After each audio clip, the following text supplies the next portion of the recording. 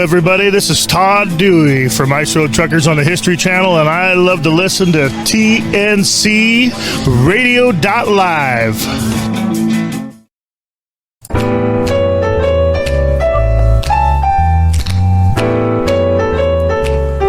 Good evening. Welcome to TNCRadio.Live. This is Building Strong Minds with Dr. Christopher Cortman.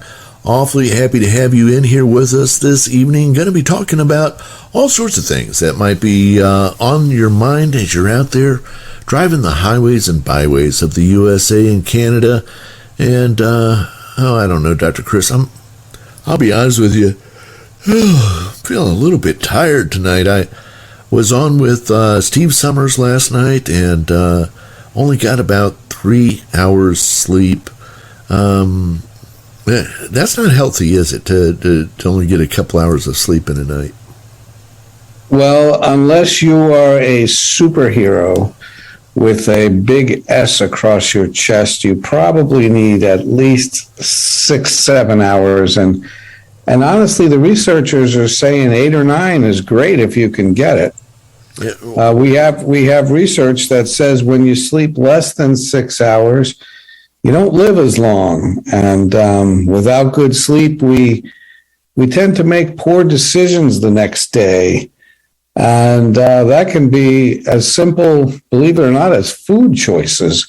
We're more likely to choose high caloric, kind of junky foods if we didn't sleep well the night before. It's really fascinating because your judgment changes, and the fatigue is not good. It's not good for digestion. It's not good for heart rate.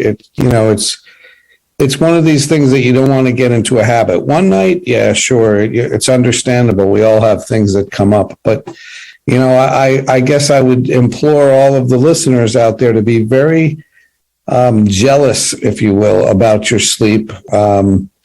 Try to demand that you get your 7-8 hours because your body really needs it. It's where the brain replenishes itself, and a lot of restorative things are happening in the body when we get into that deep level of sleep. So just a word of encouragement: don't ever take your sleep lightly. That's good. I used to be a really bad sleeper. That's one of the things in my year-long quest to improve health that I do much better now than I used to do is try to get a good night's sleep every night. And once you kind of get used to it, now you're going to think I'm making this up, but I'm really not. I've got plenty of people who can tell you otherwise. For several years, I did not sleep more than 8 hours. Well, I didn't sleep more than, say, 4 hours a night for most of 3 or 4 years in a row there. I think you're making this up, and I want to know 3 or 4 names who will vouch for it. Yeah, well, my wife, my son, another son. Yeah, I think I got some family members that'll say, yeah. Seriously, though, how did that happen? Just got into some bad sleeping habits, and so I just changed it all around. And so good for you. Yeah, and when I did sleep, it was on the couch in front of the TV, and it just wasn't much of it. And now it's an important thing. One of the things I learned is in wanting to, I've lost 50 pounds and got a ways to go yet. But in losing that, one of the things I read very early on was that's really one of the number one secrets to weight loss is to get a good night's sleep. Yeah. And I thought, really? Okay, well, I'll give that a shot. And got to say, I'm kind of into it now. Now I need my sleep. I'm thinking of our audience tonight and thinking that these poor guys have to catch sleep wherever they can. That's right. And it's not just whenever, it's wherever. And I would imagine all of the things that are taught to us with this thing called sleep hygiene, they would, the best a truck driver can do when they're on the road is the best they can do. They can't follow the many principles of sleep hygiene. But if you want, at some point in time, we could go over those principles, and maybe apply more when everyone's back at home. Yeah, sleep hygiene. I don't think I've heard that expression before. I can kind of surmise from what you're saying there some of what it might include, but for me, and maybe this is part of it, just having a routine of going to bed at a particular time, I think has made a big difference.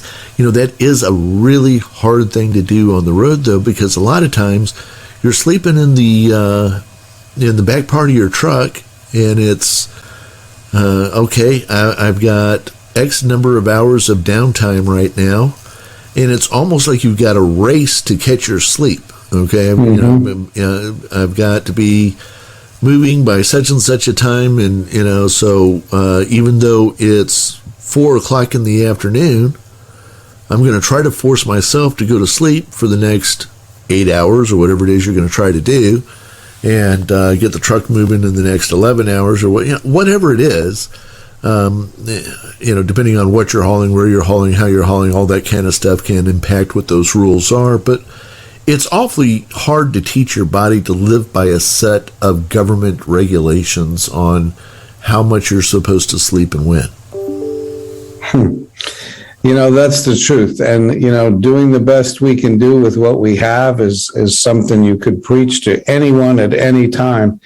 But with the truckers, I would want them to understand, at the very least, nothing goes into the back of the truck where your little bed is, but you. No worries, no plans, no lists for what do I have to get done this week. Nothing goes to bed with you. It is a time to leave everything at the foot of the bed and sleep. And it's so important that we have that attitude, because if we wait until there's nothing difficult in our lives to sleep, we won't sleep. So we have to really train our minds that nothing goes to bed with me to sleep, but a clear mind. And for those who have a real hard time with that, they could probably download some relaxation or some restful music or sounds of the beach or sounds of the mountains and lakes and rivers, whatever. But whatever it takes to get in a relaxation mode, that's what needs to happen. And no worries, no planning. It's not a forum for putting together unfinished business in your life. I was listening to a couple of drivers talk the other day, Dr. Chris, and one of them was saying that the worst invention in the history of man, especially as it impacts a driver's sleep, is the beep, beep, beep, beep the trucks do when they're backing up. Because you get yourself into a nice spot there at the local truck stop, and you get yourself all comfortable, and you're just about to get when the truck next to you leaves, and the next guy, he's backing in, and somebody on the other side, and all night long, beep, beep, beep, beep, and makes it awfully difficult to find that sleep. And he was saying, they don't make headphones that works that well for allowing a good night's sleep and all that beeping going on all night long. I can understand that. That doesn't sound like fun. I completely understand that, and I would find it every bit as annoying as the gentleman who shared that with you. And I guess what I would do is invest in a pair of those AirPods or something, and then decide what I do want to hear that will put me to sleep. Shove those things in my ear and go to another planet. Go someplace where I hear babbling brooks or crashing waves or something that makes me start snoring. Yeah, I have several family members who love to listen to that white noise, and it bugs me. Me personally, I can't do it. I've tried, but it doesn't work for me. I end up getting annoyed by. And it just, I don't know. It just doesn't have the same impact on me. I've decided, I'm better off just, nothing going on. But I'm and I always have been, Dr. Chris, ever since I was a little kid, a very, very light sleeper. My wife can literally sleep through an explosion. We had an explosion that happened not far from our house. She slept right through it, missed the whole thing. You set that up on purpose just to prove your point? Well, it was a 7 a.m. explosion on a Saturday morning. Everybody in the neighborhood went running outside in their underwear. We're not that far away from an airfield. Everybody thought it was a plane crash. It turned out it was a planned explosion at a chemical factory. They didn't tell people in advance because they didn't want people coming out to watch it. And so, once you came inside and saw the news, you found out that was going. So I went running to tell her, "Don't worry about it. Everything's going to be." She's sound asleep, missed it all. For me, if a fly farts downstairs, I'm like, "What is that noise? Who's making all that noise?" I'm just very, very, very light sleeper. Got a question for you, and we'll tackle this when we come back. The question for the night is dealing with stress and anxiety when you're physically stuck to where the source of the stress and anxiety is. What can you do when, because it's not as simple sometimes, especially if you're a driver, to say, I need to extricate myself from this situation. Well, sometimes you can't. So we're going to talk about that and whatever else may come before us right here on Building Strong Minds on TNCRadio.Live. Stay tuned. This blog is brought to you by the Truckers Network at app.thetruckersnetwork.net. 4 simple ways to improve your physical health as a truck driver. Being a truck driver is a rewarding career. However, it's not very rewarding for your physical health. A truck driver's lifestyle makes it difficult for them to be healthy. Because of their lifestyle, truckers are more likely to develop serious health issues like obesity, high blood pressure, diabetes, and more. Although a truck driver's lifestyle doesn't promote healthy living, it doesn't mean that a truck driver cannot be healthy while on the road. There's several ways you can improve your health on the road. Here are 4 things you can start doing today to improve your physical health on the road as a truck driver. Avoid harmful foods. Avoiding unhealthy foods is way harder than it sounds. As a truck driver, your healthy food choices are extremely limited. While it may seem impossible to completely cut out unhealthy foods from your diet, it might be a good idea to cut back.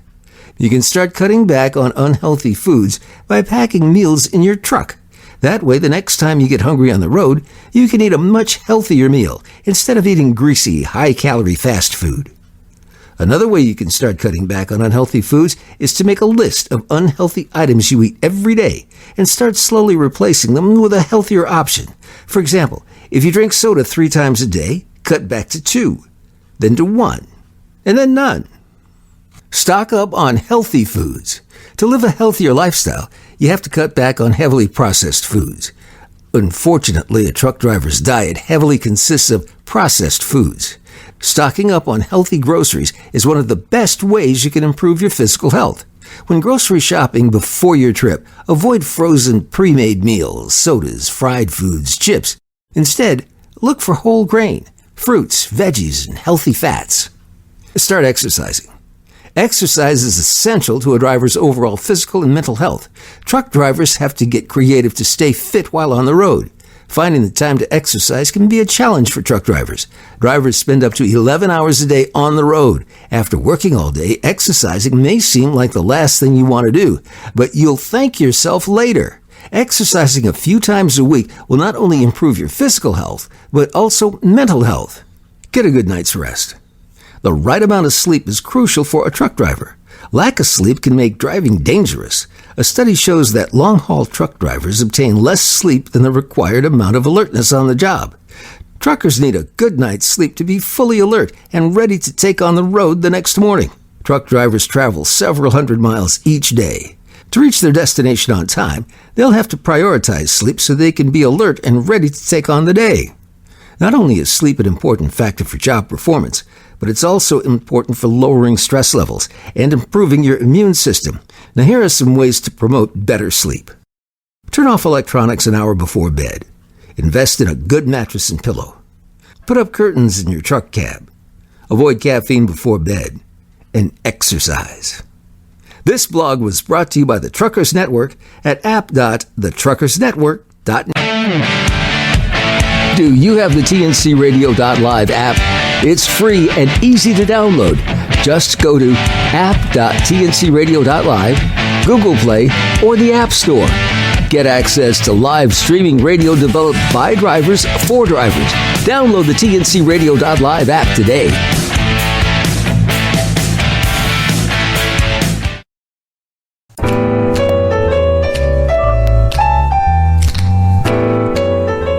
Welcome back, TNCRadio.Live. This is Building Strong Minds with Dr. Christopher Cortman. Dr. Chris, got a quick question for you before we jump into the main topic. We're talking about sleep in the opening segment.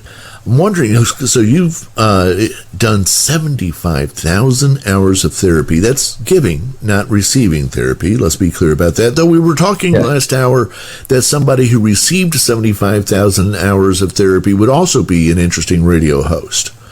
We just weren't sure which personality would show up to do the hosting. But Dr. Chris, in all the time that you've been doing this kind of therapy, you ever had somebody just fall asleep right in the middle of the session? Yeah, but enough about me. Yeah, I was going to, if you said yes, the next question was going to be, was it you or was it them? Actually, I have not, and I pride myself in that, but I'll tell you what, there have been times when only the grace of God kept me awake. Oh. And there are some people who deserve their therapist to fall asleep on them because they could not be any more dry if they didn't have rain for a year and a half. I mean, wow. But that's not how the typical hour goes. But there are some people that, boy, they can take an insomniac and have them snoring in a matter of minutes. But I guess the question was, have you had a patient fall asleep? No, I have not. Well, actually, that's not fair. But when I'm doing hypnosis sometimes or guided imagery, right, where I'm deliberately relaxing people in an effort to go somewhere sometimes I'll say to them, raise your right index finger if you're still with me, Carl. Carl? All right, you're sleeping on me now, Carl. Yeah. I don't think your insurance wants to pay for you to sleep. So all those, as we said in the first segment, sometimes maybe that's what they need the most. Yeah, I should just walk out of the room and go refresh myself and come back and wake them up at the end of the session. Say, I decided the best thing for you was an hour's sleep right there. So, Dr. Chris, let me paint the picture here for you. You saw the terrible snow and ice from Chicago through St. Louis, down through Memphis, on up through Kentucky, Ohio, and into New England. So many people had a rough week last week dealing with all types of weather. We had tornadoes and heavy thunderstorms in Alabama and Louisiana. It was a rough week. It even got really cold here in Houston, not freezing, but for us it was cold, and it was rough, and weather can really play havoc with the trucks. And so you're out there, you're in the midst of, let's say you're in the midst of the weather, and it's scary. You're wondering, you want to stop. Maybe you're under a deadline. You can't stop right now. Maybe you're just stuck in the big city. It's Philadelphia, and you just need to get to the other side of town. And here comes the snow, and everybody. It's become a parking lot out there.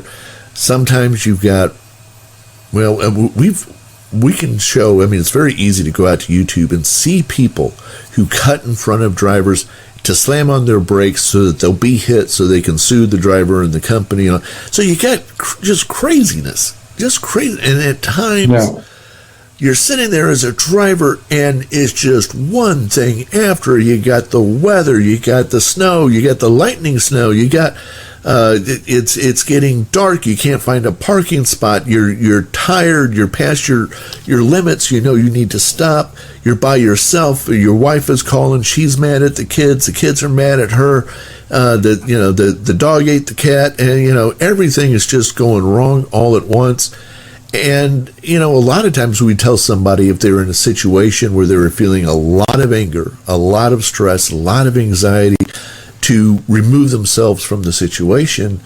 But sometimes, especially if you're a driver, it's not like you can go, well, okay, you know what? That's it. I'm leaving. And just open up the door and walk out of the cab. That's not usually an option. So you're stuck there. That's so I want to start off this way. How do you define stress and anxiety? I mean, yeah, okay, I'm feeling stress and anxiety. Well, what is that? I mean, what's going on with us when we're feeling stress like that? So the stress response begins with the mind perceiving a threat. And the threat could be any kind. It could be opening up an envelope that reminds you that you're 3 weeks behind in your mortgage and someone's threatening to take your house. Stress can come from the perception of threat when your wife says, if I see you contact that woman again, I'm walking out and I'm taking the kids. Stress can come from the perception that my child is not getting any better with all the time and effort. The doctors we've seen, they're still using drugs, or they're still grappling with depression or whatever illness they have. Stress can come from anything that is perceived as a threat. And you hear about maybe layoffs or cutbacks in the company. We're trying to get people under 40 hours so we don't have to pay benefits. Anything that the mind says that's a challenge, that's a threat, that's not okay, will enact the stress response. And the stress response begins with what's called an alarm reaction. And that we know as fight or flight. And, we were built for this. And when you're talking about a guy driving in some weather and difficult to see the road and very slick and treacherous conditions, I want to say to you, if the stress response kicks in because of that, that's good news. Because the stress response is there for emergency situations just like that. We go into hyper alert. Our focus becomes more keen. We're not likely to drift off into sleep because we're being energized by the secretion of hormones like norepinephrine and cortisol. We're being prepared to handle an emergency situation. And if the mind perceives it to be an emergency situation because we're driving in inclement weather, that's okay. In fact, that's what it's there for. Unfortunately, what so many people don't understand is that they stay with the stress response button on. And so it goes from alarm reaction, Tom, into a second stage called resistance. And now we're still fighting off whatever the perceived stressor is. And we were only supposed to do it for a short period of time. It was for an emergency. It wasn't to go on for months and months and years. And yet, if we have a high conflict marriage, for instance, that becomes a high conflict divorce, it just keeps that stress response on, which leads to a third stage. We went from alarm reaction to resistance. The third stage is exhaustion.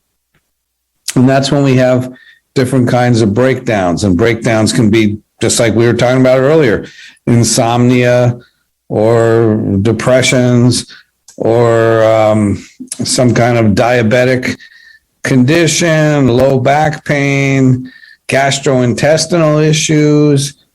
I mean, real physical manifestations where it's not all in your head. It started in your head.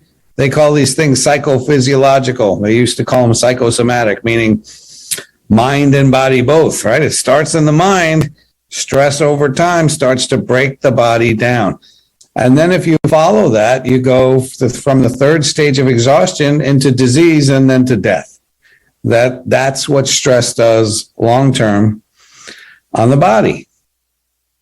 So, I don't mind people stepping into that alarm reaction when they have to drive through something like that. I hope they do, because they'll do probably their very best job. These are really highly skilled, tremendously trained drivers. I mean, when I see them on the road, I don't ever expect them to cut me off or come into my lane, because these are the best of the best drivers. I feel safer with them because of their skills. Their skill set is, I can't back one of those things up into a small space. They can. Yep.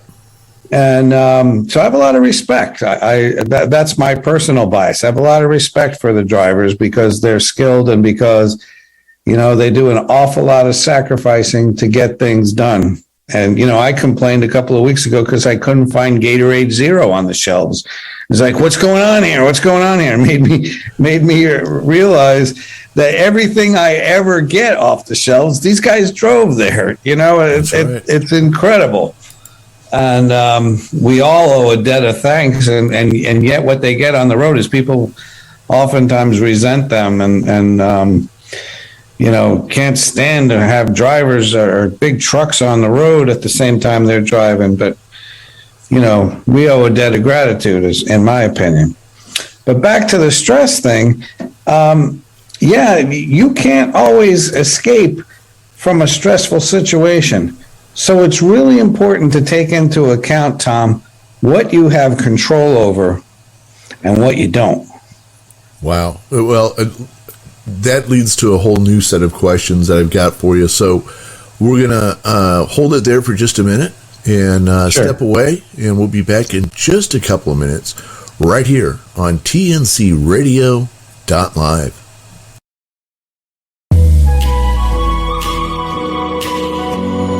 Hi, I'm Dr. Christopher Cortman, and now for the Mental Health Minute.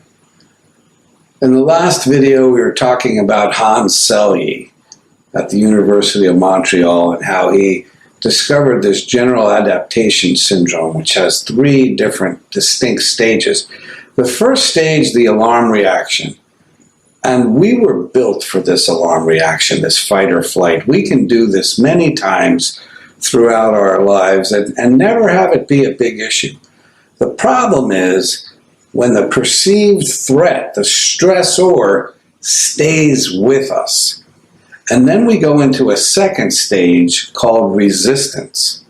In resistance, we're fighting that stressor in high gear. We continue to fight and fight and fight to protect our system from some type of perceived stressor. Like what? Well, sometimes we have chronic financial problems. We're underemployed, or the bills just keep coming in and we don't have enough to pay them off. And sometimes we have a high conflict relationship or high conflict marriage that ends up a high conflict divorce. Or sometimes we have a sick child or some type of illness in the family that we can't get an accurate diagnosis, let alone successful treatment. Whatever it is, the stressor continues, and we continue to resist that in the second stage, which leads to a third stage, which is exhaustion. And according to Selye, that's when we break down. We have our depressive episodes, or we begin to be dominated by an anxiety disorder, or sometimes we have these psychophysiological symptoms like migraine headaches, or we even have issues that require years of stress, like Parkinson's disease. We have things that are caused by the wear and tear of the body over time. That's the third stage of stress, exhaustion. Now, this logically leads to a fourth stage, which is disease, and then a fifth stage, which is death. Stress over a long period of time ages us, breaks us down, and leads us to death. I'll talk to you in the next video on how we could avoid that.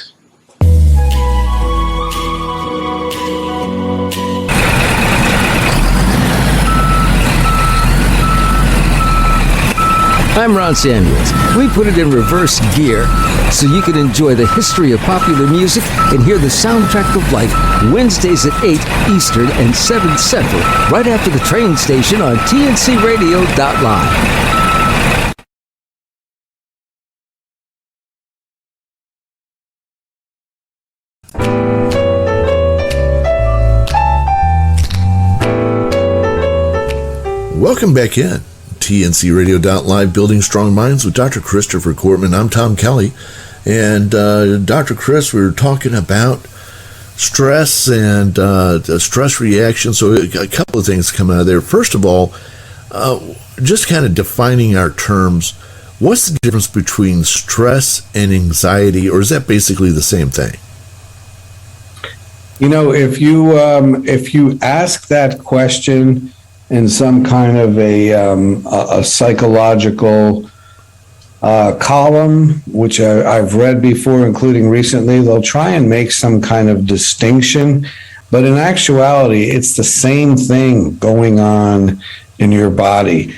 The mind is alerted to a potential threat and begins to prepare for that threat via fight or flight. And whether you call it anxiety, or whether you call it fear, or whether you call it anger, or whether you call it stress, your body's doing the same thing. It's just the mind that labels it differently. So would you? And it's really okay to understand that this came because I perceive a threat out there. And the equation I like people to understand is investment plus threat equals anxiety or equals stress. You have to be invested in something, and you have to perceive that investment as being threatened. So, you know, during the break, you mentioned something about the Super Bowl, and I am an absolutely huge NFL football fan, but I don't have any skin in the game in this Super Bowl. I'm going to watch because I'm a football fan. Right. But there isn't anything that's going to happen on that field that's going to evoke the stress response, because my team's not in. My team's going to be at home on the couch eating chips and watching the game instead of participating. And so there's no investment. Without investment, you can't have stress or anxiety. And when my team was winning last year in the Super Bowl, 31-9 with 30 seconds left, I was invested, but I had no anxiety because there was no perceived threat.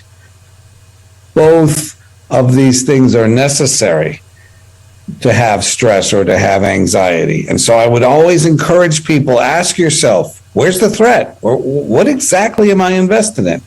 Now, if it's terrible weather and you're behind the wheel, that's a no-brainer. What am I invested in? How about safe driving? How about my own life? How about the lives of everybody on the road around me? Yeah, I get it. Right? But there are so many times when we're not in a life or death situation, and we are stressing our bodies by perceiving some kind of a threat that's only a threat in our minds. And we can change that perception. And what I was alluding to before the break is that it's really important to understand what things you have control over and what things you don't. And so I want to begin with the three things that we all have control over: what you think, what you say, and what you do. And everything else, everything else is not yours to control. Which brings us back to the riddle that the kids tell. What do you call cheese that isn't yours? Nacho cheese.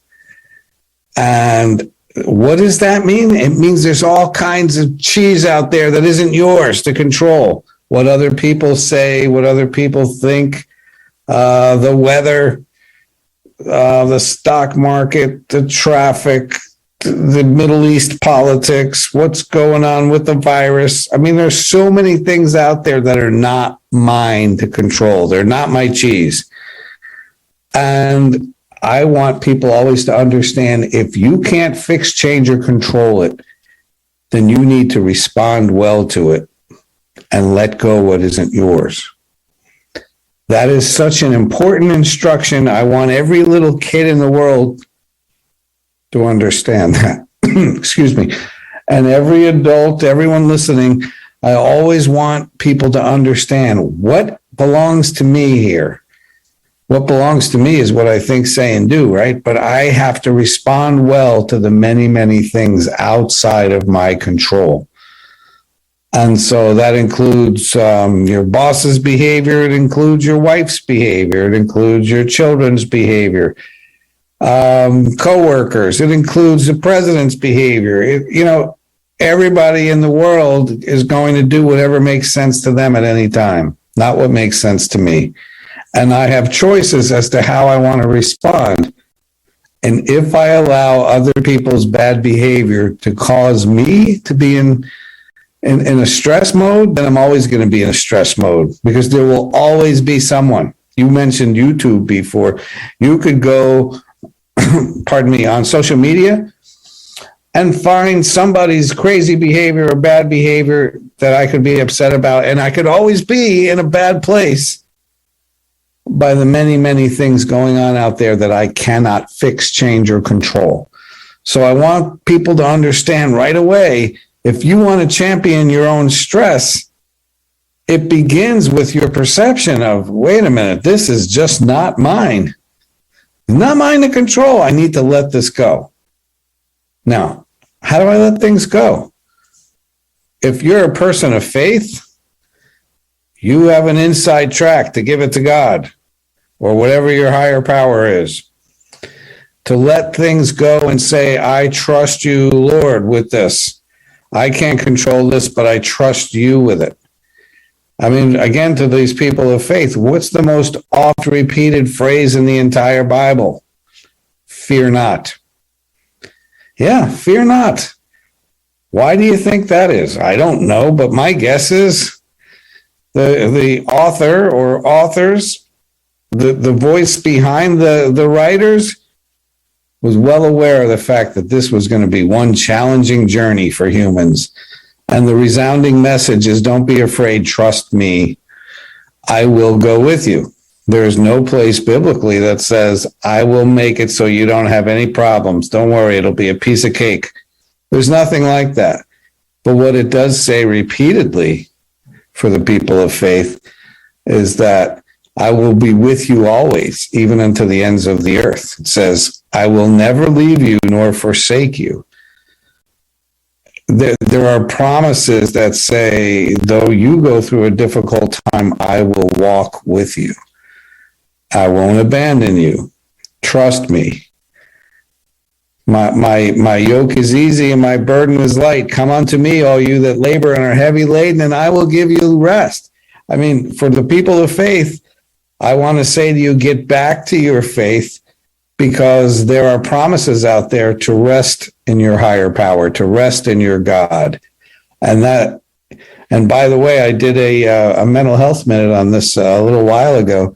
We have research that says that people of faith have less anxiety and less stress than people who don't believe in anything, and that they have more joy and they die easier and report in many cases more happiness and recover from illness and divorce faster. And why? Because of that faith. Now, all of those benefits go away if someone's faith takes them to a belief in an angry, punitive, pissed off, grouchy God in the sky, a fire and brimstone guy who's going to punish them. All of those psychological benefits go away if that's your version of God.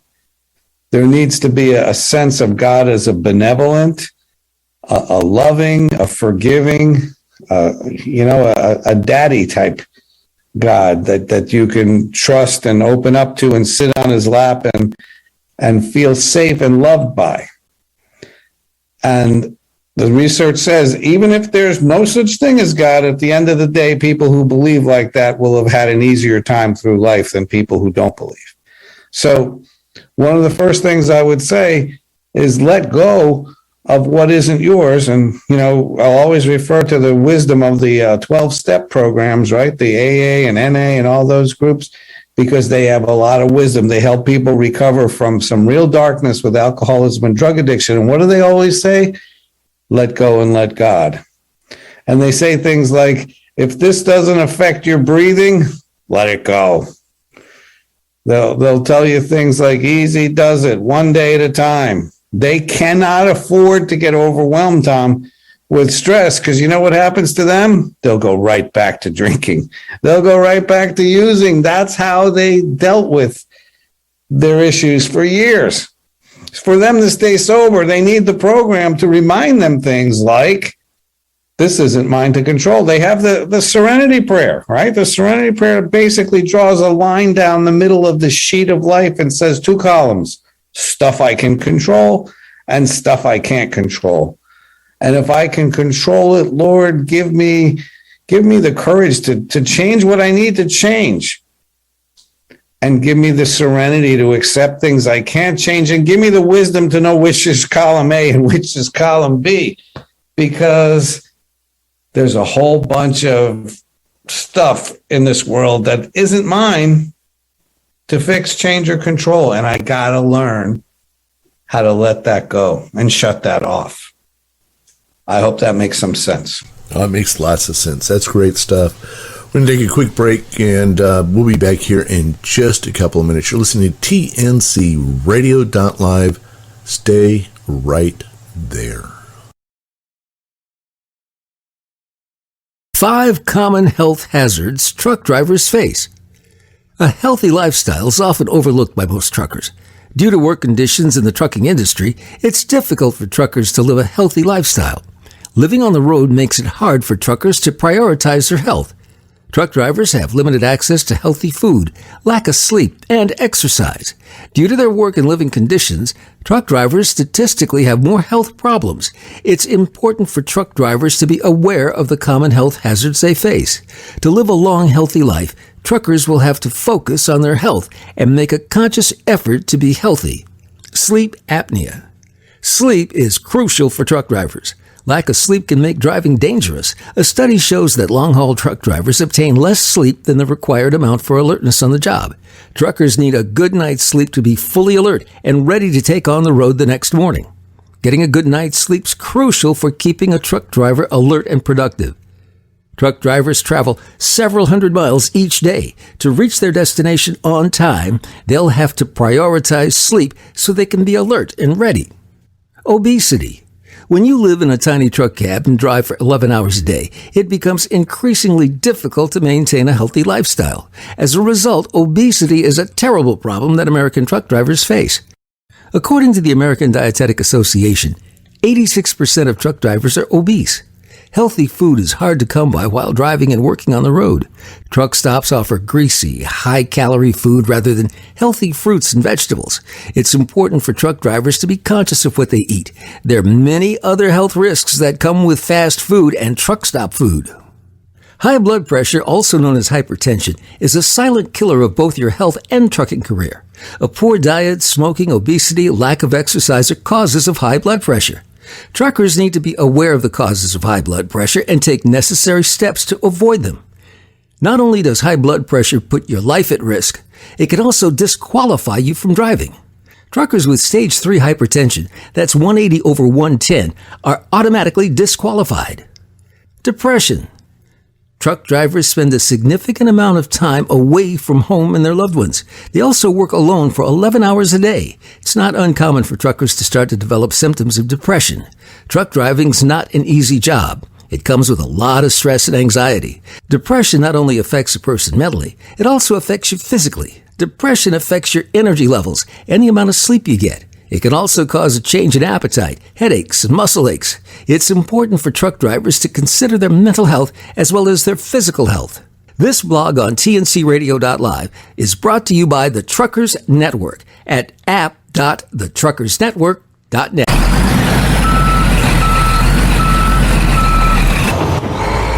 For the latest in traffic, weather, and information, catch the Morning Grind weekdays right here on TNCRadio.Live.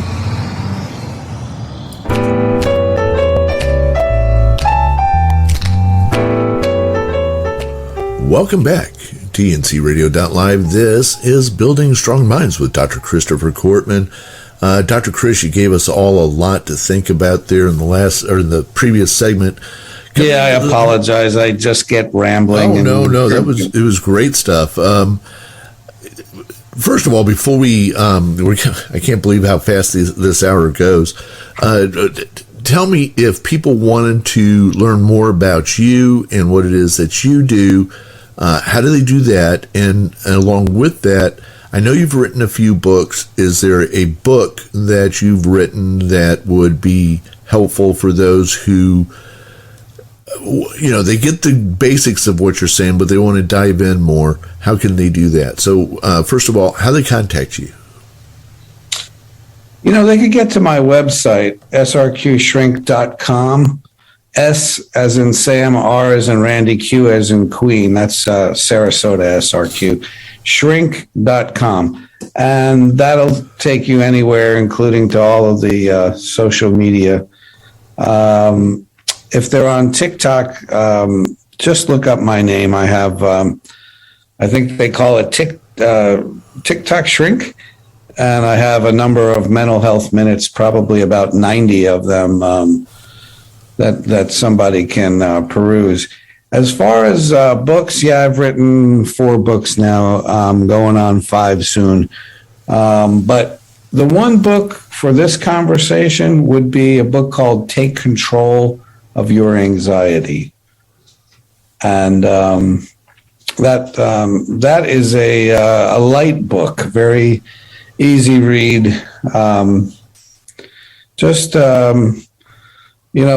It's pleasant. It's supposed to be humorous at times, but it's also a drug-free approach to dealing with anxiety / stress. So what's the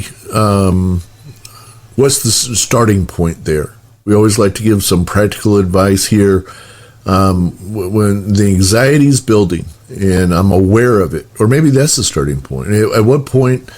Oh, absolutely. Being aware that I'm getting anxious right now. And how do you know that? Any number of physical cues or psychological cues, like right now I'm very frustrated, or I'm clenching my fists, or I'm grinding my teeth, or my breathing is rapid and shallow, or my heart's racing in my chest, or I feel tension across my chest, or I feel what they call paresthesia, which is tingling sensations in the arms and the legs, or I got a headache coming on and I know it's a stress headache. I mean, there are so many ways you could know back of your neck and shoulders are tightened up because you're stressing, you're tensing up. Again, you're prepared to fight or to run.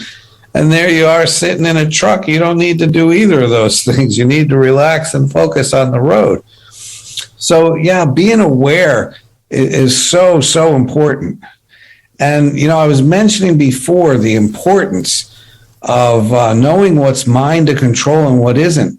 And when I decide that this is just not my cheese, I can't control this at all, then I have to get into a place of letting it go. Just by putting something in a place where the mind says that's okay will shut off the stress response. I want to give you something really fresh from my life today that's really quite benign, but I think everybody can relate to this. I got a brand new pair of these AirPods for Christmas, and I love them. They go in my ears, and I can hear every sound in a song I've heard for years and never knew it sounded quite this good. I can hear conversations with people all over the country and walk the beach while I'm talking to them. I love these things. And today I went to look for them, and I couldn't find them. They were gone. And I was really upset. And I was just angry because how did I lose this? I just got these things. I was just so angry with myself and frustrated because, I'm a pretty organized guy. I don't let these kinds of things happen to me a lot. But there I was feeling like a complete idiot and frustrated. And at one point, here's the point of the story. I said to myself, all right, what's the worst that could happen here? And the worst that could happen here is I was, I don't know, 130, 150 bucks out of pocket. I'll buy them again and I'll let it go. It's not the end of my life. It's not the end of the world. This isn't stage 4 cancer. This isn't the death of a pet or a child or so. I had to tell myself that. And within, I don't know, an hour or so, I was fine. And then I called the movie theater where I went yesterday, and believe it or not, they found them because it fell out of my pocket while I was in the theater. But the point is, my body returned to normal as soon as my mind said, you know what? We got to let this go. It's okay. It's not the end of the world. It's stupid. You made a mistake. You'll never do that again, but you'll buy a new pair if it comes down to that. And that is what I'm talking about. At first, it's like you're going to be stressed if you're a normal person and you lost something that you appreciate. But then how long do you stay angry? How long do you stay frustrated? How long do you keep the stress button on? The mind has to say, this is okay, if you're going to shut that stress response off. I cannot emphasize that enough, because if I'll take any one of your listeners now and say, park the truck, pull over, let's talk about this. Name 3 stressful things in your life. Every one of them would be able to do that 3 in a row. And what I would want to do with them is to help them put those things somewhere in their minds where it's okay. Somewhere in their minds where it shuts off the stress response. Because the stress response was only designed for emergencies. It's not supposed to be on any more than a fire alarm is supposed to be on all the time.